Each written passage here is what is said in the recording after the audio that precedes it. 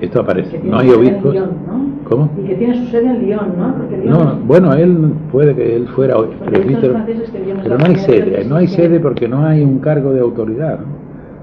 Sino él sería presbítero quizá de Lyon, quizá. Pero vamos, su misión como tal es coordinar las comunidades de la provincia de la Galia. Por eso es obispo de Galia, no obispo de León.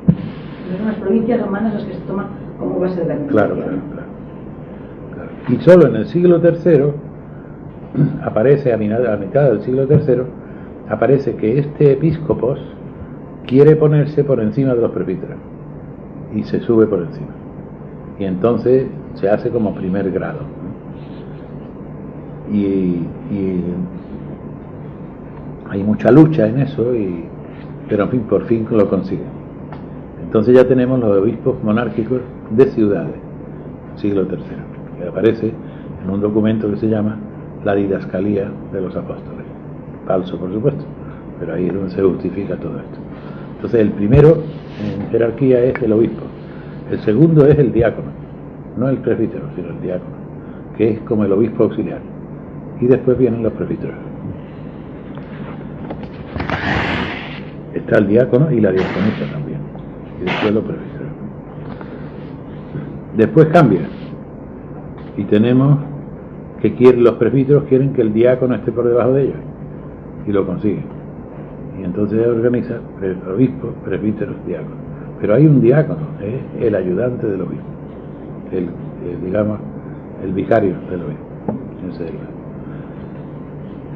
Se restauran las castas sacerdotales. Eso ya aparece antes, ya aparece en Tertuliano.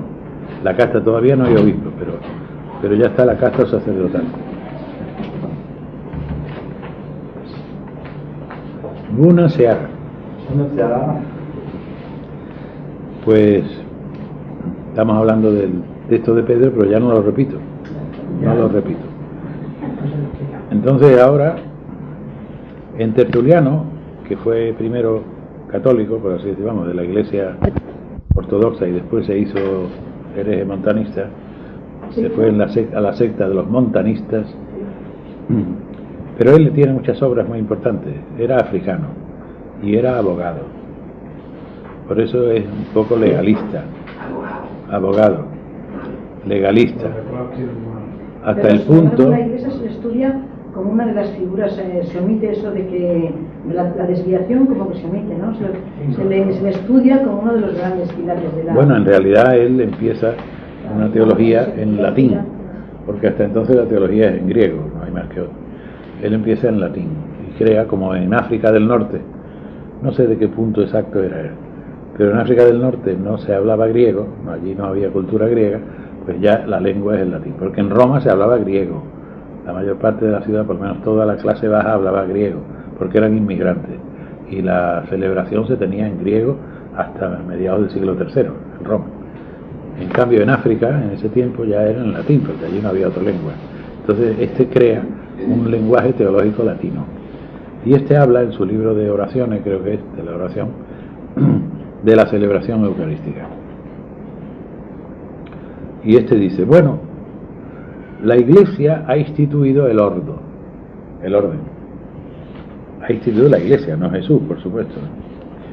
Entonces, como lo mismo que en el Estado romano hay dos órdenes, que es el orden senatorial y el orden militar, y luego está la plebe, que es el pueblo, así la Iglesia ha instituido el orden eclesiástico. Todavía no se llaman sacerdotes, nadie se llama sacerdote. El orden eclesiástico.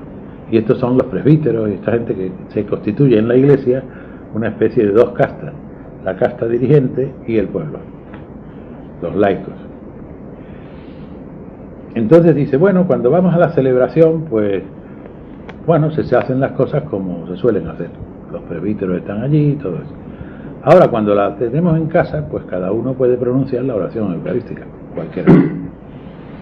Estamos a finales del siglo II.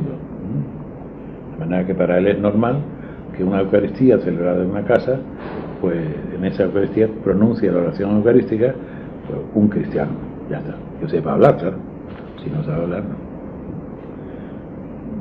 Y solamente después, más tarde, cuando aparece el episcopado monárquico, que sería a mediados del siglo III, entonces ya, si hay una sola iglesia, una sola comunidad en la ciudad, el obispo la preside y pronuncia la oración eucarística.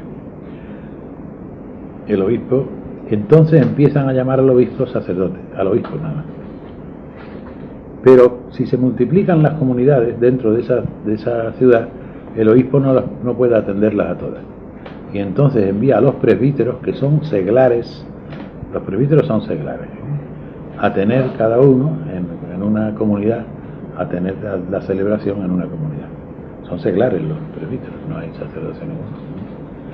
Y solamente en el siglo IV, entonces aparece la aplicación del título de sacerdote a los presbíteros, y al obispo se le llama sacerdote o sumo sacerdote, archiereus. Eso es el siglo IV ya. De manera que la evolución no fue demasiado lenta, como veis, en 3 siglos ya la cosa se estropeó bastante, ¿no? Pero en fin, así fue. ¿Y ahora quién la arregla, no? Pues nosotros no. Nosotros podemos... Es decir, hombre, seguimos podemos una tradición también conforme a la Sagrada Escritura, o vamos a una nueva evangelización y al retorno a la misma. Es decir, habrá, y hay quien cree que un futuro de la Iglesia, cada día van desapareciendo también más templos, no es que vayan a desaparecer, pero también las iglesias pueden llegar a pequeñas iglesias domésticas donde los creyentes celebren la Eucaristía, pudiera reinstaurarse y volver a ese rito. Pero no te dejan. Vamos, se puede hacer de... Bueno, pero de no hecho. nos dejan los hombres, pero Dios sí nos deja. Lo que importa es obedecer a Dios y no a los hombres. Lo digo, la estructura eclesiástica, eso lo persigue mortalmente, Ya, claro. Pero Porque se cae toda la estructura que se ha formado. ¿Y los obispos no fueron elegidos democráticamente? ¿No era la Sí, comunidad por la que supuesto. elegía a los obispos? Los obispos eran elegidos por el pueblo, la asamblea del pueblo. Y algunos, por ejemplo, con Ambrosio era abogado también, de los buenos, en Milán. Y Ambrosio no era cristiano. Cuando murió el obispo de Milán, esto estamos ya a finales del siglo IV. La gente por aclamación eligió al obispo Ambrosio y lo bautizaron y lo hicieron obispo. No estaba bautizado. Porque era una figura tan eminente, tan honrada, una persona honrada, conocida, estimada por todo el mundo. Dijeron, queremos que nuestro obispo sea Ambrosio. ¿Y no era cristiano? No, se bautizó y lo hicieron obispo. Pero tenía las cualidades esas. De manera que las cosas han cambiado bastante. Los medios normales de salvación y de santificación se monopolizan por la estructura clerical. Claro. Un poco como se arrebatan al pueblo, sería como ir a recuperar el fuego sagrado. Eso El es. simbolismo que tiene el fuego de la iglesia de Dios es que los cristianos, pues, lo primero también, porque es necesario para la lucha y el compromiso temporal y mundano, no se puede luchar sin Cristo, y Cristo también, la Eucaristía es centro, porque también tenemos experiencia de mucha gente, sobre todo en los tiempos pasados de la dictadura, 20 años, obreros luchando, metidos en el compromiso temporal sin Cristo, era ir abajo. Sin Cristo no se puede hacer nada.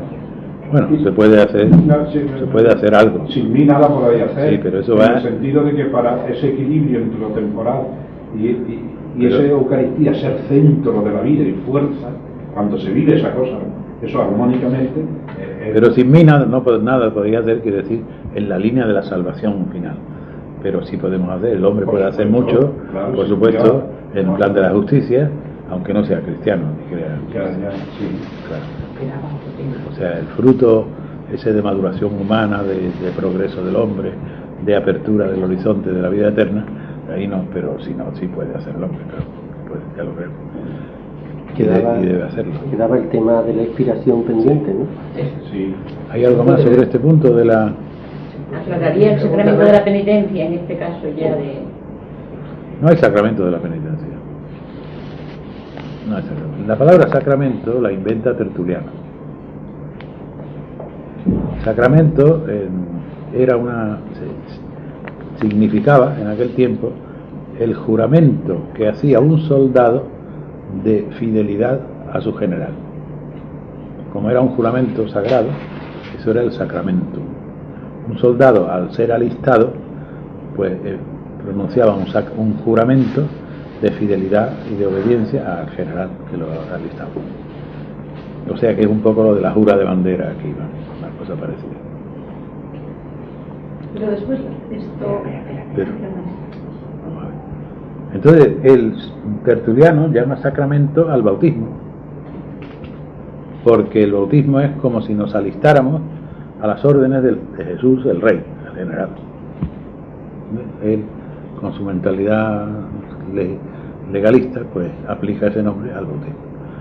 Un cristiano, pues es un miles Christi, un soldado de Cristo, y jura a Cristo la fidelidad a su fidelidad. Es el único sacramento que él conoce, ¿no? Y luego se empieza a aplicarse la palabra, pues ya a diversas cosas. En tiempo de, digamos, del siglo V, VI, por ahí, algunos santos padres, pues, cosifican el sacramento. Y dicen, los sacramentos son tres. Uno es el agua bendita, el agua sagrada. Otro es el aceite bendito. Y otro es el pan y el vino bendito.